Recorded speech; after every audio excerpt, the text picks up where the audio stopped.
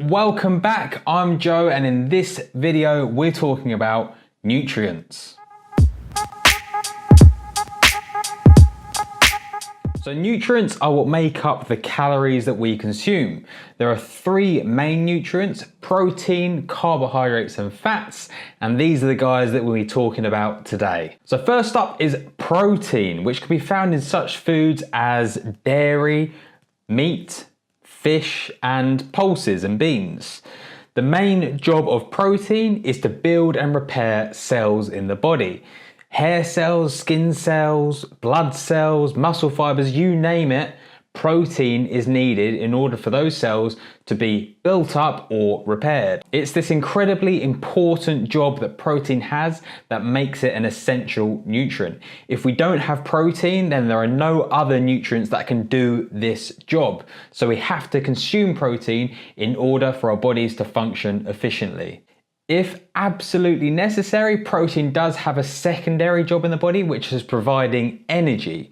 Now, due to the main job that protein has, and seeing that nothing else can build and repair cells like protein, ideally we want to be using protein for just that.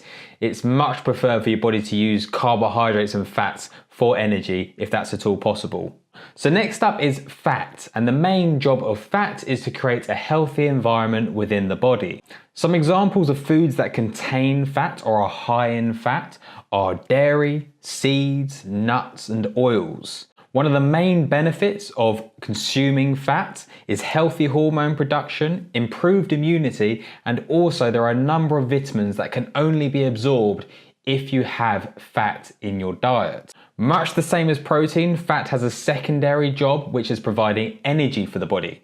Due to the complexity of fat, it takes quite a while for fat to be broken down, which means it's good for producing gradual energy over a long duration of time.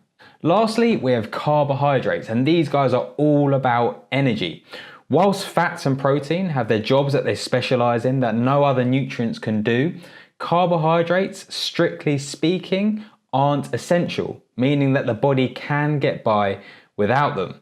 However, by including carbohydrates in your diet, your body's going to work so much more efficiently, as by having carbs there, it allows fats and protein to concentrate on what they specialize in.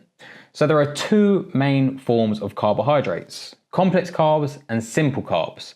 Now, complex carbs are more difficult to break down. They take longer to break down, which means more gradual energy. Simple carbs, on the other hand, are broken down very quickly. They're also known as sugars. Now, whilst not all simple carbohydrates are bad, some contain quite a lot of vitamins, such as fruit or honey. If you consume too many simple carbs, it can result in spikes in your blood sugar levels. And unfortunately, whilst this means instant energy, it also means that you're probably going to have a sugar crash, which means energy levels pretty much hit rock bottom. So ideally, we want the majority of your carbohydrates to be complex carbs, meaning they're broken down slowly, gradually, and you're not getting that big blood sugar level spike. So that's it. That's every nutrient covered. Now, as you can see, they're all important, which means you shouldn't be restricting any of them.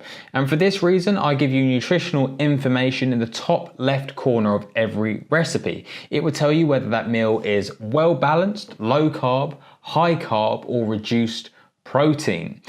Now, I give you this information not so that you consume specific meals at specific times, because you don't have to do this. You can consume any meal at any time. This information is just there to ensure that you have a balanced diet throughout the entirety of the week. For example, I don't want you to be consuming just low carb meals throughout the week and restricting carbohydrate consumption. Just the same as I don't want you consuming just high carb meals throughout the entirety of the week and restricting fat consumption. We want your diet to be varied throughout the entire week. The only restriction that I put in place is try to stop from consuming more than one reduced protein meal a day. The only reason behind this is protein is a very important nutrient, and if we're having too many reduced protein meals, this could impact how your cells grow, recover, and repair themselves.